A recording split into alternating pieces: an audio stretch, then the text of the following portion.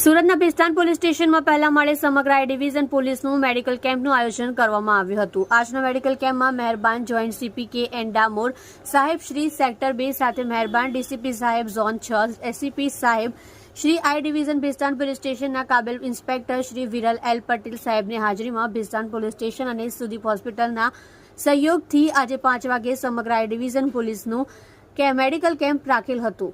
આ મેડિકલ કેમ્પમાં આઈ ડિવિઝનના તમામ પોલીસ ખાતાના માણસોનું આંખ નાક ગળાનું મેડિકલ કરવામાં આવ્યું હતું, જેમાં joint commissioner police Shri Damor સાહેબના તરફથી જણાવવામાં આવ્યું હતું કે ઘણીવાર પોલીસ ખાતાના માણસોની 24 કલાક નોકરી કોઈ પ્રકારના બંદોબસ્ત કે રાજ્ય બહાર તપાસમાં રોકાયેલા હોય, જેમાં પોલીસ ખાતાના માણસો આવા વ્યસ્ત શેડ્યુલમાં પોતાની કાળજી નથી રાખી શકતા અને નોકરીનો વધારે બોજ થકાણના કારણે પોતાના શરીરની કોઈ પ્રકારના ટેસ્ટ કરવાના ભૂલી જાય છે। એના કારણે આઈ ડિવિઝન તરફથી તમામ પોલીસ જવાનોના મેડિકલ ચેકઅપ કરવામાં આવ્યા હતા, જેમાં આઈ ડિવિઝનમાં આવતા તમામ પોલીસ અધિકારીઓ અને પોલીસ જવાનોએ ભાગ લીધો હતો।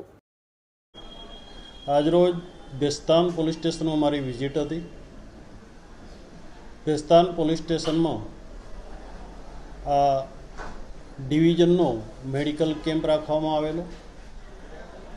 મેડિકલ કેમ્પમાં નાક કાન ગળાનું ચેકઅપ કરવામાં આવ્યું। ઘણીવાર પોલીસ 24 કલાક અમુકવાર બંદોબસ્તમાં ને એમાં રોકાયેલી હોય, મેડિકલ ચેકઅપ કરાવતા નથી। ઘણીવાર અમુક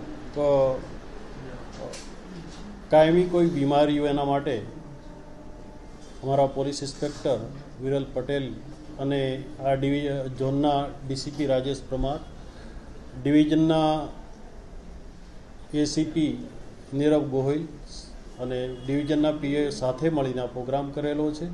એ પોલીસ વેલફેર માટે બહુ સારી બાબત કહેવાય।